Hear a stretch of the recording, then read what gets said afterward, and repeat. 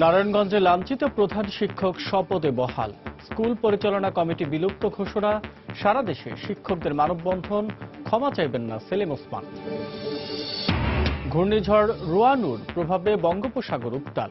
কক্সবাজার উপকূল সহ সমুদ্র বন্দরগুলোতে 4 নম্বর সতর্কতা সংকেত। বুলগেরিয়ায় উইমেন লিডার্স ফোরামে বাংলাদেশে নারীর ক্ষমতায়নের অগ্রগতি তুলে ধরলেন প্রধানমন্ত্রী। বললেন, সম অধিকার প্রতিষ্ঠায় আগামীতে সব বাধা দূর করা হবে। জিয়া চ্যারিটেবল ট্রাস্ট দুর্নীতি মামলায় 2রা জুন বেগম জিয়াকে হাজিরের নির্দেশ আদালতে। উপস্থিত না হলে জারি হবে গ্রেফতারি পরোয়ানা। এবং প্যারিস থেকে কায়রো যাওয়ার পথে 66 যাত্রী ও ক্রু নিয়ে ইজিপ্ট এয়ারের বিমান বিধ্বস্ত। সন্ত্রাসী হামলা, ধারণা মিশরের।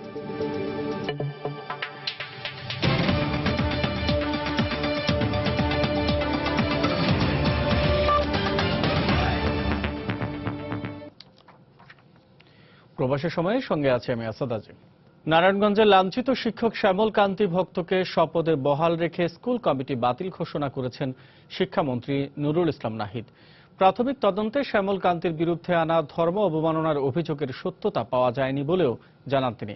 বৃহস্পতিবার সকালে রাজধানীতে আন্তর্জাতিক মাতৃভাষা ইনস্টিটিউটে সংবাদ সম্মেলনে কথা জানান শিক্ষামন্ত্রী। সভ্য সমাজে শিক্ষক লাঞ্ছনার ঘটনা ন্যাক্কারজনক মন্তব্য করে তিনি বলেন, তদন্ত প্রতিবেদনের পূর্ণাঙ্গ পর্যালোচনা শেষে দোষীদের বিরুদ্ধে ব্যবস্থা নেওয়া হবে। চলতি মাসের 13ই মে নারায়ণগঞ্জের পিয়ার সাত্তার লতিফ উচ্চ বিদ্যালয়ের শিক্ষক শ্যামল কান্তি ভক্তের লাঞ্ছনার ঘটনার পর প্রতিবাদের ঝড় ওঠে সারা দেশে। সামাজিক যোগাযোগ মাধ্যমের পাশাপাশি প্রতিবাদ রাজপথেও। দাবি ওঠে দোষীদের শাস্তি। জানাজানির পর এ ঘটনায় তীব্র নিন্দা ও ক্ষোভ প্রকাশ করে শিক্ষা মন্ত্রণালয়। গঠিত হয় তদন্ত কমিটি।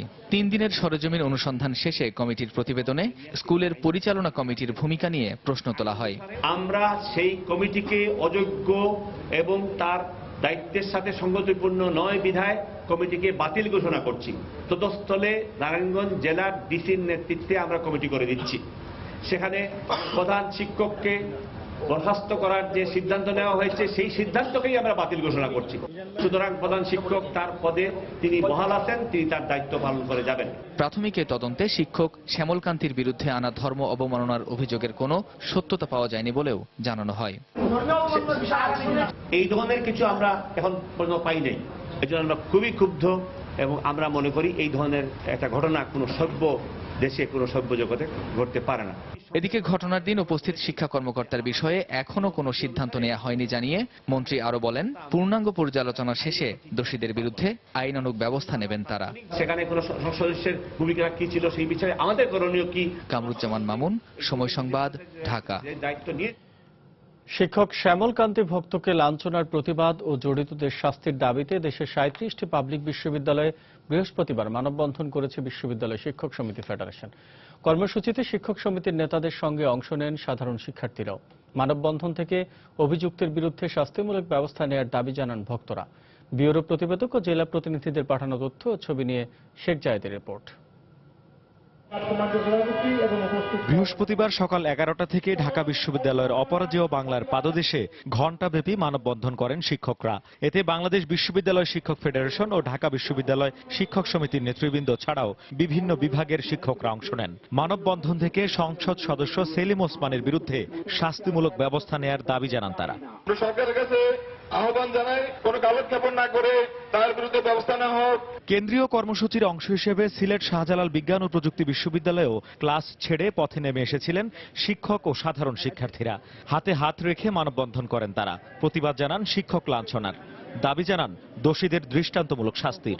এটা অত্যন্ত দুঃখজনক এবং আমি মনে করি যে এই সাংসদদের যদি একটা দৃষ্টান্তমূলক শাস্তি দেওয়া না হয় আমাদের দেশের আইনে, তাহলে আমরা একটা অত্যন্ত খারাপ দিকে টার্ন নিচ্ছি। এদিকে বরিশালে বৃষ্টি উপেক্ষা করে প্রতিবাদ কর্মসূচি পালন করেছেন শিক্ষকরা। বৃষ্টির কারণে রাস্তায় নামতে না পারলেও প্রশাসনিক ভবনের সামনে কর্মসূচি পালন করেন তারা।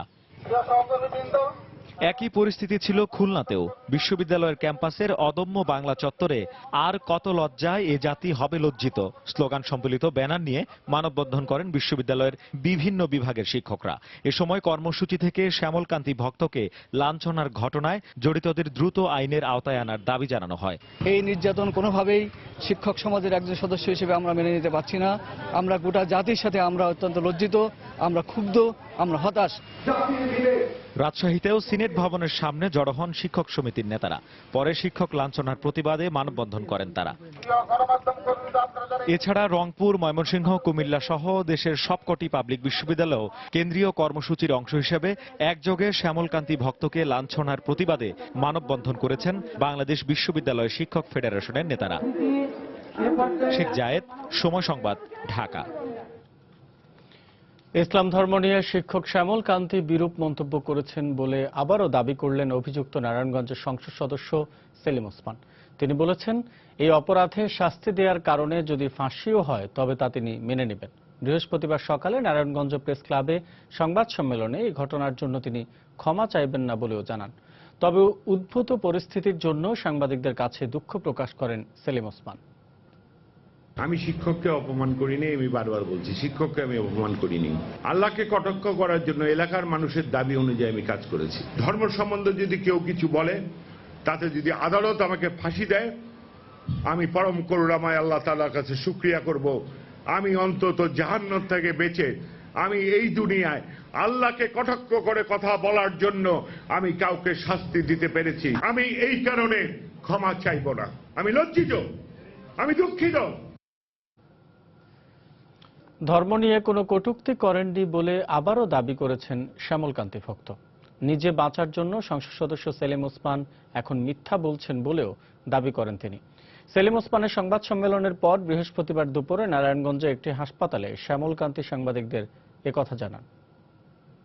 ধর্ম নিয়ে কোনো কটূক্তি করে নেই, যদি উনি বলে থাকেন সম্পূর্ণ মিথ্যা এবং ওনাকে নিজেকে সেভ করার জন্য এই কথা বলেছেন। আমি ভর্তি হওয়ার পরই এমপি সাহেব আমাকে যোগাযোগ করে চলেছেন। উনি বলছেন যে আপনি বাঁচেন আমি বাঁচি। আমি এখন নিরাপত্তায় বেশি হীনতা ভোগ করছি। আমি দাবি করি যে এমপি বরখাস্ত হলে আমি নিরাপদ হতে পারি। আমার নীতিতে, আমার পদ্ধতিতে আমি স্কুল চালাতে চাই।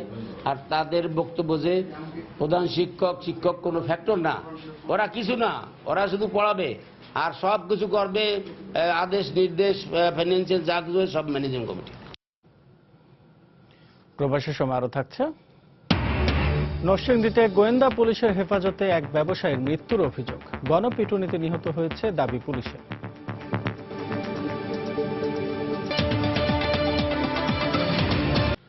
নারীর সম অধিকার প্রতিষ্ঠায় সমাজ ও রাষ্ট্রের সব পর্যায়ের বাধা দূর করার অঙ্গীকার করেছেন প্রধানমন্ত্রী শেখ হাসিনা। একই সঙ্গে নারী ক্ষমতায়নে বিশ্ব নেতাদের একযোগে কাজ করার আহ্বানও জানান তিনি। বুধবার বুলগেরিয়ার রাজধানী সোফিয়ায় গ্লোবাল উইমেন লিডার্স ফোরামের উদ্বোধনী অনুষ্ঠানে বক্তব্য রাখেন তিনি। প্রধানমন্ত্রী লন্ডন থেকে সোফিয়ায় পৌঁছালে সেখানে বাংলাদেশি কমিউনিটির নেতৃবৃন্দ ও ফোরামের আয়োজকদের পক্ষ থেকে তাকে স্বাগত জানানো হয়। এ সময় উপস্থিত ছিলেন ইউনেস্কোর মহাপরিচালক ইরিনা বোকোভা। প্রধানমন্ত্রী শেখ হাসিনা অনুষ্ঠানে মূল প্রবন্ধ উপস্থাপন করে নারীর ক্ষমতায়নে তার সরকারের নেয়া নানা পদক্ষেপের কথা তুলে ধরেন। শিক্ষা, স্বাস্থ্য, কর্মসংস্থানে বাংলাদেশের নারীরা পৃথিবীর অন্য যে কোনো দেশের তুলনায় এগিয়ে বলেও উল্লেখ করেন তিনি।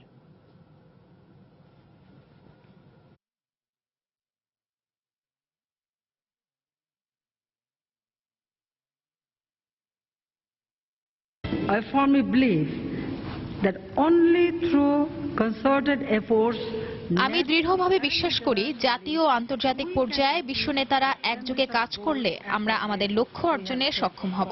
এক্ষেত্রে আমাদেরকে নারীদের জন্য কাজের সুষ্ঠু পরিবেশ নিশ্চিত করতে হবে, বিভিন্ন বিষয়ে তাদের দক্ষতা বৃদ্ধি করতে হবে, শিক্ষার সুযোগ বাড়াতে হবে এবং সর্বোপরি নারীদেরকে সামাজিক পরিবর্তনের চালিকা শক্তি হিসেবে তৈরি করতে হবে। আমরা এমন একটি পৃথিবী চাই যেখানে নারী পুরুষ সবাই মর্যাদার সঙ্গে বসবাস করতে পারবেন। Transformation. And to achieve that, we need sincere commitments.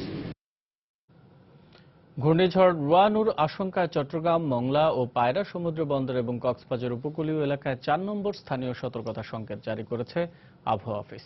বৃহস্পতিবার বিকেলে আগারগাঁওয়ের আবহাওয়া অফিসে সাংবাদিকদের কথা জানান আবহাওয়াবিদ তাসলিমা ইমাম। তিনি বলেন, 48 ঘন্টার মধ্যে রাজধানী সহ সারা দেশে ভারী বৃষ্টিপাত হতে পারে। এই ঝড়টা এখন কিছুটা উত্তর পূর্ব দিকে সামনের দিকে আগাচ্ছে। যা পরিস্থিতি আবহাওয়ার দেখছি, সমুদ্রের যে অবস্থা দেখছি, সমস্ত আবহাওয়ার উপাত্ত বিশ্লেষণ করে এবং আমাদের যে লেটেস্ট নিউমেরিক্যাল মডেল আউটপুটগুলো আছে তাতে দেখা যাচ্ছে যে এটা আমাদের দিকে আসার সম্ভাবনা রয়েছে, যে কারণে 4 নম্বর সিগন্যালটা আমরা দিয়েছি। সব মাছ ধরার নৌকা এবং ট্রলারগুলোকে উপকূলের কাছাকাছি নিরাপদে থাকতে বলা হয়েছে, যেন যে কোনো সময়ের আপনার নোটিশে তারা নিরাপদ আশ্রয়ে যেতে পারে এবং কোনোভাবেই যাতে তারা গভীর সমুদ্রে না যায়। এদিকে ঘূর্ণিঝড় রোয়ানুর প্রভাবে বরিশাল সহ দেশের বিভিন্ন স্থানে হালকা ও মাঝারি বৃষ্টিপাত হচ্ছে। বরিশালে বৃহস্পতিবার সকাল থেকে হালকা বৃষ্টি হয়। বৃষ্টির পাশাপাশি বইছে ঠান্ডা বাতাসও। আবহাওয়া অধিদপ্তরের বিশেষ বুলেটিনে বলা হয়েছে, বঙ্গোপসাগরে সৃষ্ট গভীর নিম্নচাপটি ঘনীভূত হয়ে ঘূর্ণিঝড়ের রূপ নিয়ে ক্রমশ উত্তর পূর্ব দিকে অগ্রসর হচ্ছে। এছাড়া ঘূর্ণিঝড় কেন্দ্রের 54 কিলোমিটারের মধ্যে বাতাসের একটানা গতিবেগ দমকা ও ঝড়ো হাওয়ার আকারে ঘন্টায় 88 কিলোমিটার পর্যন্ত বাড়ছে। ঘূর্ণিঝড় মোকাবেলায় চট্টগ্রাম, বাগেরহাট সহ উপকূলীয় এলাকাগুলিতে সরকারি কর্মকর্তা কর্মচারীদের ছুটি বাতিল করা হয়েছে। প্রস্তুত রাখা হয়েছে সাইক্লোন সেন্টারগুলো।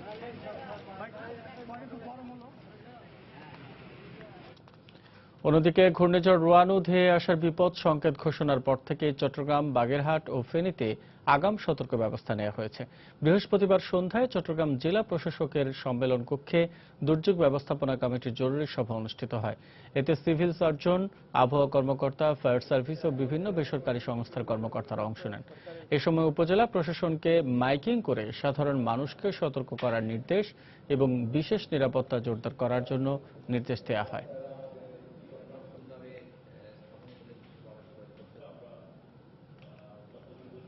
বৃহস্পতিবার বিকেলে বাগেরহাট জেলা প্রশাসনের উদ্যোগে জেলা দুর্যোগ ব্যবস্থাপনা কমিটির জরুরি সভা অনুষ্ঠিত হয়।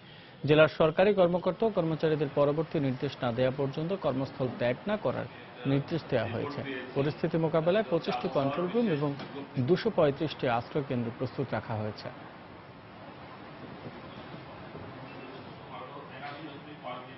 এদিকে ফেনী জেলা প্রশাসকের সম্মেলন কক্ষে সরকারি শীর্ষ কর্মকর্তাদের নিয়ে দুর্যোগ মোকাবেলায় জরুরি বৈঠক অনুষ্ঠিত হয়েছে। সভায় পরবর্তী নির্দেশ না পাওয়া পর্যন্ত সরকারি কর্মকর্তা কর্মচারীদের ছুটি বাতিল করা হয়েছে।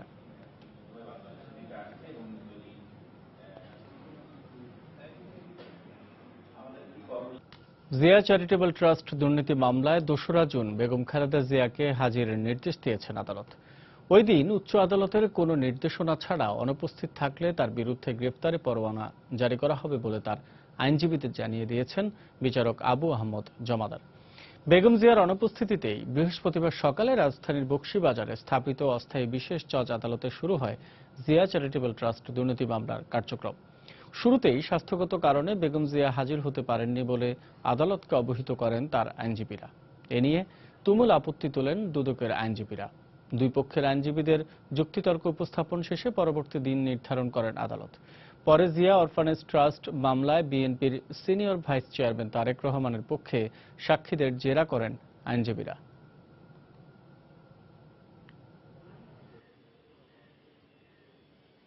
সরকার পক্ষ থেকে তুমুল আপত্তি সত্ত্বেও আমাদের আবেদন গ্রহণ করে আগামী 2রা জুন এই মামলার তারিখ ধার্য করেছেন এবং উনি এও বলেছেন যে ওই তারিখে আসামি উপস্থিত থাকবে, এটা আপনারা নিশ্চিত করেন। আমি বলেছি যে আপনার নির্দেশ অবজ্ঞা করা হয়েছে, আদালতে তিনি উপস্থিত হন নাই এবং পরপর কয়েকটি তারিখ গিয়েছে, বেশ কয়েকটি তারিখ গেছে এবং তার পক্ষের আইনজীবীরা প্রতিশ্রুতি দিয়ে অপ্রতিশ্রুতি রক্ষা করেনি এবং অর্ডার শিটে সেটা লেখা আছে। সুতরাং তাকে গ্রেপ্তারি পরোয়ানা দিয়ে আপনি মামলার কার্যক্রম পরিচালনা করতে পারেন। অবাধ সুষ্ঠু নির্বাচন হলে ক্ষমতাসীনরা জামানত হারাবে বলে মন্তব্য করে বিএনপি মহাসচিব মির্জা ফখরুল ইসলাম আলমগীর বলেছেন, ভরাডুবির ভয়ে তারা এ নিয়ে আলাপ আলোচনায় বসতে চায় না। তিনি বলেন, ভোট দিয়ে ক্ষমতায় থাকতে পারবে না জেনেই সরকার একদলীয় শাসন ব্যবস্থা কায়েম করে অত্যাচার নির্যাতনের পথ বেছে নিয়েছে। বৃহস্পতিবার দুপুরে নয়াপল্টনে বিএনপির কেন্দ্রীয় কার্যালয়ে ঢাকা মহানগর বিএনপির সাবেক যুগ্ম আহ্বায়ক হাজী আজিজুল্লাহর বিদেহী আত্মার মাগফিরাত কামনায় এক দোয়া ও মিলাদ অনুষ্ঠানে এই কথা বলেন মির্জা ফখরুল। দেশনেত্রী বেগম খালেদা জিয়া তিনি বারবার আলোচনার আহ্বান জানিয়েছেন যে তারা সেটা করবে না এই জন্যে যে সমঝোতার পরে যে নির্বাচনটা তাদেরকে দিতে হবে, সেই নির্বাচনটা হবে আপনার একটা নিরপেক্ষ সুষ্ঠু অবাধ নির্বাচন, যেটা তারা চায় না এই জন্যে যে কোনো সুষ্ঠু অবাধ নিরপেক্ষ নির্বাচন হবে তাদের জামানত কারো থাকবে না। সেই কারণেই আজকে এইভাবে একটা একদলীয় শাসন ব্যবস্থা মূলত তারা চাপিয়ে দিয়ে জনগণের সমস্ত অধিকারগুলোকে কেড়ে নিয়ে তারা আজকে এই অত্যাচার, নির্যাতন, নিপীড়নের মধ্য দিয়ে ক্ষমতায় টিকে থাকতে চাইছে। ইসরায়েলি গোয়েন্দা সংস্থা মোসাদের সঙ্গে যোগাযোগ করে বিএনপি নেত্রী বেগম জিয়া দেশ ধ্বংসের ষড়যন্ত্র করছেন বলে অভিযোগ করেছেন বাণিজ্যমন্ত্রী তোফায়েল আহমেদ। বৃহস্পতিবার বিকেলে শিল্পকলা একাডেমিতে এক আলোচনা সভায় তিনি বক্তব্য রাখেন। এ সময় তোফায়েল বলেন, যুদ্ধাপরাধীদের ফাঁসি কার্যকরের মধ্য দিয়ে প্রধানমন্ত্রী শেখ হাসিনা জাতিকে কলঙ্ক মুক্ত করেছেন। বেগম খালেদা জিয়া আজকে ষড়যন্ত্র শুরু করেছে, যে মোসাদের সাথে বৈঠক করে সরকার উৎখাত করার পরিকল্পনা গ্রহণ করেছে। বেগম খালেদা জিয়া স্বাধীনতা বিরোধী, তাদের গাড়িতে পতাকা তুলে দিয়ে বাংলাদেশের মানুষকে কলঙ্কিত করেছিল। আর আমাদের নেত্রী শেখ হাসিনা সেই যুদ্ধাপরাধীদের বিচার করে তাদেরকে ফাঁসি কাস্টে ঝুলিয়ে আমাদেরকে কলঙ্ক মুক্ত করেছে। প্রবাসের সময় আরো থাকছে।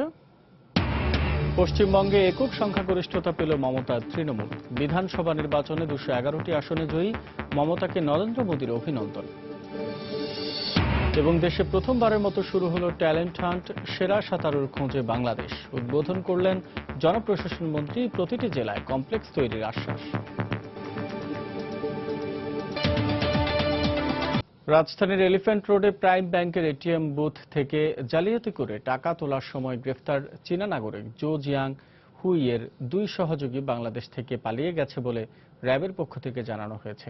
বৃহস্পতিবার বিকেলে রাজধানীর আগারগাঁওয়ে র্যাব 2 এর কার্যালয়ে একথা জানানো হয়।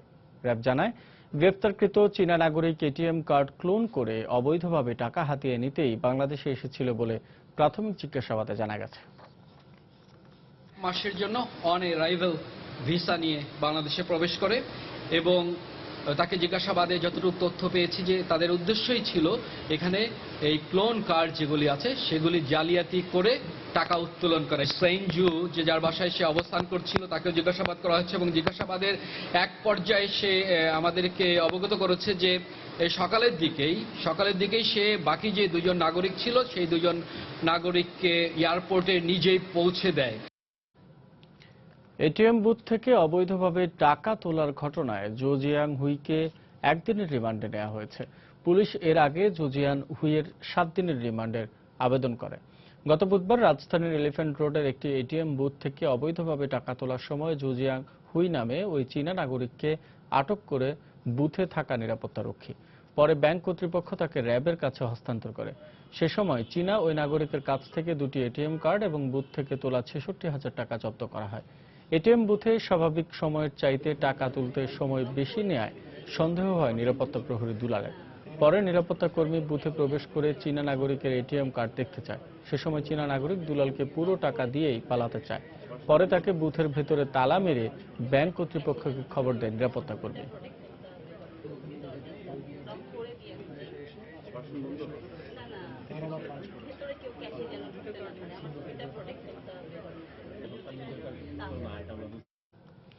নৌপথে চলাচলে প্রতিদিন হাজারো যাত্রী ছোট ছোট ডিঙি নৌকায় করে জীবনের ঝুঁকি নিয়ে লঞ্চে ওঠানামা করছে। নৌকা থেকে লঞ্চে উঠতে গিয়ে দুর্ঘটনায় প্রায়ই ঘটছে মৃত্যুর মতো অঘটনও। বিশ্লেষকদের মতে সরকারি বাহিনীগুলো দায়িত্ব সঠিকভাবে পালন না করার কারণেই এসব বন্ধ হচ্ছে না। আর বিআইডব্লিউটিএ বলছে, এ ধরনের অপরাধে কাউকে জরিমানা বা শাস্তি দেওয়ার ক্ষমতা তাদের নেই। নৌপথ নিয়ে মাহমুদ রাকিবের 3 পর্বের ধারাবাহিক প্রতিবেদনের আজ দেখুন প্রথম পর্ব। ছবি তুলেছেন খলিলুর রহমান। ঢাকার সদরঘাট থেকে প্রতিদিন দেশের বিভিন্ন জেলায় মোট 41টি নৌরুটে প্রায় 70টি লঞ্চে চড়ে 1.5 লক্ষ মানুষ তাদের নিজ নিজ গন্তব্যে যাতায়াত করেন। এদের মধ্যে বড় একটি অংশই এভাবে নৌকায় চড়ে লঞ্চে ওঠেন। অথচ দেশের সব নৌবন্দরে এসব নৌকা চলাচলে সম্পূর্ণ নিষেধাজ্ঞা জারি করা আছে বিআইডব্লিউটি এর পক্ষ থেকে। যাত্রীদের দাবি যানজট এড়িয়ে কম সময়ে লঞ্চে ওঠার জন্যই তারা এই ঝুঁকির পথ বেছে নিচ্ছেন। অথচ এসব যাত্রীদের অনেকেই সাঁতার জানেন না বলেও তারা স্বীকার করছেন। তাই মাঝে মাঝেই নৌকা ডুবে মৃত্যুর ঘটনাও ঘটছে এসব নৌবন্দরে। আসাটা আমার রিস্ক হয়ে গেছে, ভুল হয়ে গেছে, একটু তাড়াহুড়ো আছে তাই জন্য আসছি, নাহলে উপরের দিকেই আসতাম। বাচ্চা নিয়ে আরো ভয় লাগছে বেশি। পড়ে গেলে সাঁতার তো জানি না, অবশ্যই মৃত্যুর মুখে টলে পড়তাম। এদিকে যাত্রী তোলার জন্য এক ঘাট থেকে অন্য ঘাটে ভিড়তেই লঞ্চগুলোতে কে কার আগে উঠতে পারে তার প্রতিযোগিতা লেগে যায়। এতেও বিভিন্ন সময়ে মর্মান্তিক দুর্ঘটনা ঘটে।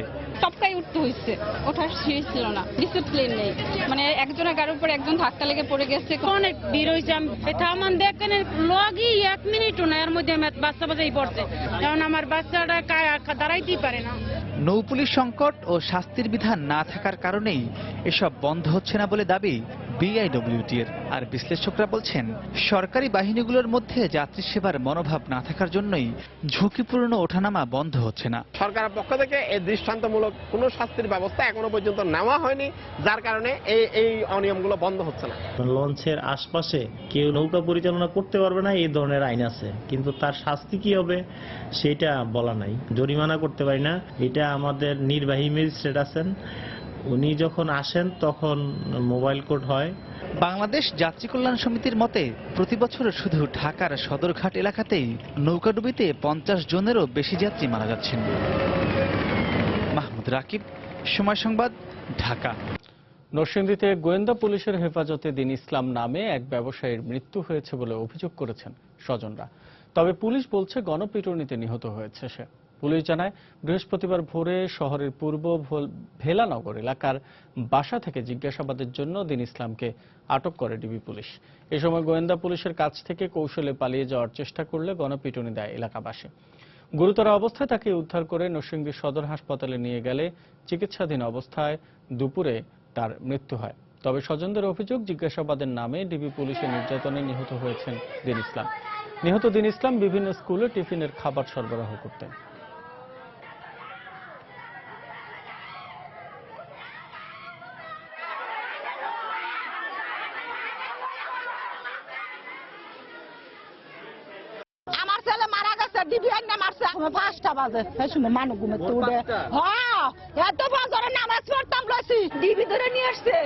ঘর থেকে গণপিটানি না, ওরা মিথ্যা কথা বলছে।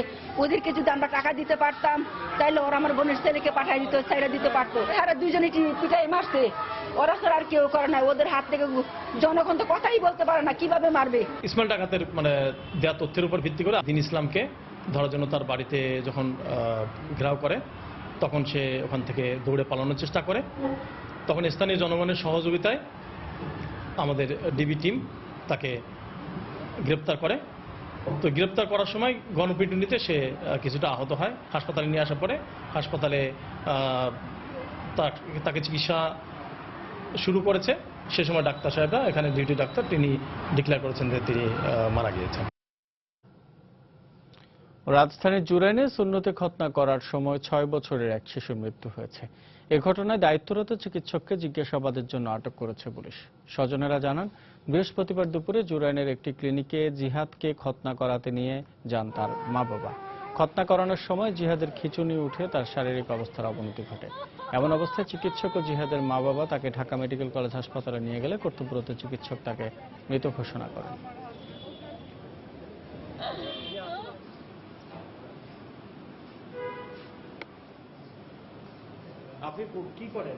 ওর মা তো কিছু বলতে পারতেছে না। আসলে আমার হাজবেন্ড ওইদিকে গেছে, ও বলতে পারবে ভালো করে। আসলে এটা ডাক্তারের ভুল চিকিৎসার কারণে এরকম হয়েছে, এটাই বুঝতে। এবার প্রবাসের খবর। সংযুক্ত আরব আমিরাতের আবুধাবিতে বাংলাদেশ দূতাবাসের প্রথম সচিব ও কনসুলার মোহাম্মদ জসিমউদ্দিনকে সংবর্ধনা দিয়েছেন প্রবাসীরা। বুধবার রাতে বাঙালি কমিউনিটির উদ্যোগে আবুধাবির ফুডল্যান্ড হোটেলে সংবর্ধনা অনুষ্ঠানের আয়োজন করা হয়। মোহাম্মদ হাবিবুল্লাহ হাবিবের সভাপতিত্বে ও এম তালেব আলী, সৈয়দ রাসেলের সঞ্চালনায় অনুষ্ঠানে প্রধান অতিথি ছিলেন কমিউনিটি নেতা আলহাজ ইফতেখার হোসেন বাবুল। বিশেষ অতিথি হিসেবে বক্তব্য রাখেন আবুধাবি বাংলাদেশ সমিতির সভাপতি প্রকৌশলী মোয়াজ্জেম হোসেন, বিশিষ্ট সংগঠক নাসির উদ্দিন তালুকদার, ব্যবসায়ী নুরুল আলম সহ অনেকে। অনুষ্ঠানে বক্তারা প্রবাসে বাংলাদেশিদের অপরাধ প্রবণতা কমিয়ে আনতে দূতাবাস কর্মকর্তাদের অবদানের কথা তুলে ধরেন।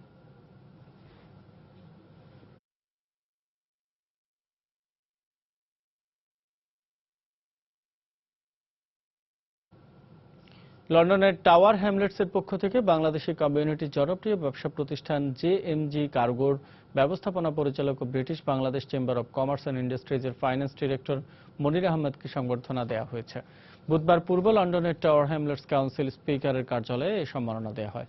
টাওয়ার হ্যামলেটসের কাউন্সিলররা সাবিনা আক্তারের সঞ্চালনা অনুষ্ঠানে উপস্থিত ছিলেন ইউকে বাংলা প্রেস ক্লাবের সাধারণ সম্পাদক হাফিজ আলম বক্সো, হ্যামলেটস ট্রেনিং সেন্টারের পরিচালক জামাল আহমেদ, বিমান বাংলাদেশের general manager Muminul Islam, JMG কার্গোর প্রধান নির্বাহী দিলারা খাতুন জেনি, ইউকে বাংলা প্রেস ক্লাবের সাংগঠনিক সম্পাদক শোয়েব কবির সহ অনেকে। এ সময় Tower Hamlets speaker Abdul Mukid Chunu বলেন, বাংলাদেশি কমিউনিটিতে ব্যবসায়ী মনির আহমেদের ভালো কাজের স্বীকৃত হিসেবে তাকে এই সম্মাননা দেওয়া হলো।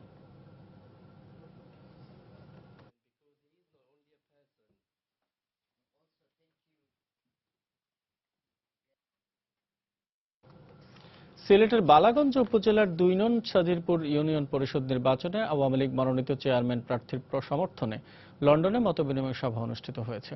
বুধবার পূর্ব লন্ডনের একটি রেস্টুরেন্টে লন্ডনে বসবাসরত সাদিপুর ইউনিয়নবাসীর আয়োজনে এই সভা অনুষ্ঠিত হয়। কমিউনিটি নেতা ফারুক উদ্দিনের সভাপতিত্ব ও লুৎফর রহমানের পরিচালনায় এতে বক্তব্য রাখেন হাজী বশির উদ্দিন, হাজী আব্দুর রাব্বানী, কাজী হাবিবুর রহমান, মোহাম্মদ গোলাম কিবরিয়া, শাহ শওকত আলী, মোহাম্মদ তাসকির, মোহাম্মদ রিপন, আজম আলী সহ কমিউনিটি নেতারা। এ সময় এলাকার উন্নয়নের পাশাপাশি প্রবাসীদের বিভিন্ন কর্মকাণ্ডে চেয়ারম্যান প্রার্থী কবির উদ্দিন আহমেদের সক্রিয় ভূমিকার কথা তুলে ধরেন বক্তারা। তাকে নির্বাচিত করতে প্রবাসে বসবাসরত সাদিপুর ইউনিয়নবাসীকে ঐক্যবদ্ধ হয়ে কাজ করতে আহ্বান জানানো হয়।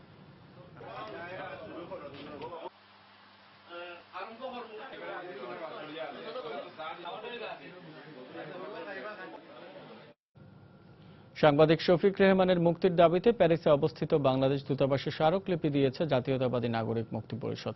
সংগঠনের আহ্বায়ক শামীম আক্তার রুবি ও ফ্রান্স বিএনপির সাধারণ সম্পাদক এম.এ. তাহেরের নেতৃত্বে 9 সদস্যের একটি প্রতিনিধি দল বুধবার বাংলাদেশ দূতাবাসের হেড অব কাউন্সিল হযরত আলী খানের হাতে স্মারকলিপি তুলে দেন। এ সময় তারা সাংবাদিক শফিক রেহমানকে হয়রানি করা হচ্ছে বলে অভিযোগ করেন। প্রতিনিধি দলে ছিলেন ডক্টর কামরুল হাসান, গোলাম রসুল রুবেল, প্রফেসর তাসলিমা আক্তার, রাশিদুল ইসলাম, ফরিদা আক্তার, ডালিম সরকার ও নজরুল ইসলাম।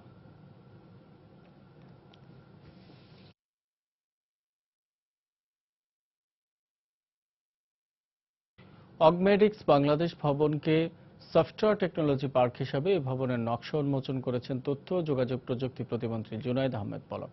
বৃহস্পতিবার সন্ধ্যায় রাজধানীর পান্থপথে অগমেডিক্স ভবনে এই অনুষ্ঠানে উপস্থিত ছিলেন তথ্য ও যোগাযোগ প্রযুক্তি বিভাগের সচিব শ্যামসুন্দর শিকদার এবং বাংলাদেশ ফুটবল ফেডারেশনের প্রেসিডেন্ট কাজী সালাউদ্দিন। বক্তারা বলেন, বাংলাদেশ আইসিটি খাতে দ্রুত উন্নয়নের লক্ষ্যে কাজ করে যাচ্ছে। সরকারের পাশাপাশি বেসরকারি সফটওয়্যার টেকনোলজি পার্ক প্রতিষ্ঠা এই খাতকে আরও গতিশীল করবে বলেও মনে করেন তারা।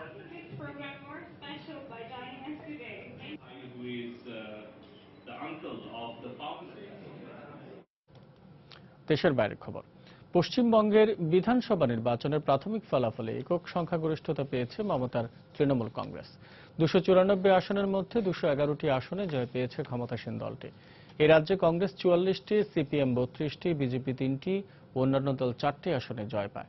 এদিকে জয় নিশ্চিত হওয়ার পর রাস্তায় নেমে উল্লাসে মাতেন তৃণমূলের সমর্থকেরা। পূর্ণাঙ্গ ফল প্রকাশের আগেই ক্ষমতাসীন দলের জয় নিশ্চিত হওয়ায় মমতা বন্দ্যোপাধ্যায়কে অভিনন্দন জানান ভারতীয় প্রধানমন্ত্রী নরেন্দ্র মোদী। এদিকে দলের বিজয়ের মধ্য দিয়ে সব ষড়যন্ত্র ব্যর্থ হয়েছে বলে মন্তব্য করেছেন তৃণমূলের নেত্রী মমতা বন্দ্যোপাধ্যায়। অন্যদিকে আসাম বিধানসভার 126 আসনের মধ্যে 87টি আসনে জয় পেয়েছে কেন্দ্রের ক্ষমতাসীন দল বিজেপি। এই রাজ্যে কংগ্রেস দ্বিতীয় সর্বোচ্চ 24টি আসন পায়। দক্ষিণাঞ্চলীয় রাজ্য তামিলনাড়ুর 234টি আসনের মধ্যে মুখ্যমন্ত্রী জয়ললিতার দল AIADMকে 134টি আসনে জয় পেয়ে আবারও সরকার গঠন করতে যাচ্ছে। কেরালায় 140টি আসনের মধ্যে 83টিতে জয় পেয়ে সরকার গঠন করতে যাচ্ছে সিপিএম নেতৃত্বাধীন LDF জোট। এছাড়া কেন্দ্রশাসিত অঞ্চল পুদুচেরিতে জয় পেয়েছে কংগ্রেস ও ডিএমকে জোট।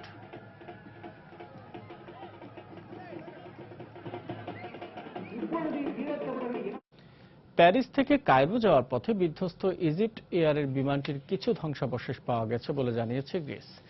গ্রিক ক্রিট দ্বীপের কাছে বিমানটির কিছু ধ্বংসাবশেষ পাওয়া যায়। এর আগে বিমানটি ভূমধ্য সাগরে বিধ্বস্ত হওয়ার আগে আকাশে কয়েকবার চক্কর দিয়েছিল বলে গ্রিক কর্মকর্তাদের বরাত দিয়ে জানায় বিবিসি। বৃহস্পতিবার বাংলাদেশ সময় সকাল 6:45টার দিকে এয়ারবাস A320 বিমানটির 56 জন যাত্রী এবং 10 জন ক্রু নিয়ে রাডার থেকে অদৃশ্য হয়ে যায়। যাত্রীদের সবাই নিহত হয়েছেন বলে আশঙ্কা করা হচ্ছে। প্রাথমিকভাবে বিমান বিধ্বস্তের জন্য সন্ত্রাসী হামলাকে দায়ী করছেন মিশরের বিমানমন্ত্রী। ইজিপ্ট এয়ারের বিমান নিখোঁজ হওয়ার সংবাদ প্রকাশ হওয়ার পর থেকেই মিশরের বিমানবন্দরে ভিড় করতে শুরু করেছেন নিখোঁজদের পরিবারের সদস্যরা। বিমান কর্তৃপক্ষকে বারবার প্রশ্ন করেও পাচ্ছেন না প্রিয়জনের কোনো খবর। বুধবার প্যারিসের শার্লস দ্য গল বিমানবন্দর থেকে গন্তব্যস্থল কায়রোর পথে যাত্রা শুরু করে ইজিপ্ট এয়ারওয়েজের বিমান A320। কায়রো বিমানবন্দরে পৌঁছানোর মাত্র 20 মিনিট আগে রাত 2:45 রেডার থেকে হঠাৎ বিমানটির সংযোগ বিচ্ছিন্ন হয়ে যায়। মিশরের এভিয়েশন কর্মকর্তাদের বরাত দিয়ে বার্তা সংস্থা এপি জানায়, ভূমধ্য সাগরেই বিমানটি বিধ্বস্ত হয়েছে। এ সময় বিমানটিতে ছিলেন 56 জন যাত্রী এবং চালক সহ 10 জন ক্রু। বিমানের যাত্রীদের মধ্যে 15 জনই ফরাসি নাগরিক ছিলেন। ফরাসি প্রেসিডেন্ট ফ্রাঁসোয়া ওলাদ মিশরীয় প্রেসিডেন্ট আব্দেল ফাতাহ আল সিসির সাথে উদ্ধার কাজের বিষয়ে ফোনে কথা বলেছেন। ফ্রান্সের পক্ষ থেকে উদ্ধার কাজে মিশরকে সাহায্য করারও প্রস্তাব দেওয়া হয়েছে। বিমানটি বিধ্বস্ত হয়েছে এটি নিশ্চিত, কিন্তু এর কারণ এখনো জানা যায়নি। আমরা এর মূল কারণ অনুসন্ধানের চেষ্টা চালাচ্ছি। আর মিশরের সরকারের পক্ষ থেকে জানানো হয়েছে বিমান বাহিনী এবং নৌবাহিনী বিধ্বস্ত বিমানটির খোঁজে সর্বোচ্চ চেষ্টা চালিয়ে যাচ্ছে। এদিকে এপি আরও জানিয়েছে, নিখোঁজ হওয়ার 2 ঘন্টা পর রেডারে একটি অপরিচিত জরুরি সংকেত এসেছিল। দ্য গার্ডিয়ান সহ বেশ কয়েকটি পশ্চিমা গণমাধ্যম বলছে এটি সন্ত্রাসী কর্মকাণ্ড। তানজিম মুনিয়াত, সময় সংবাদ।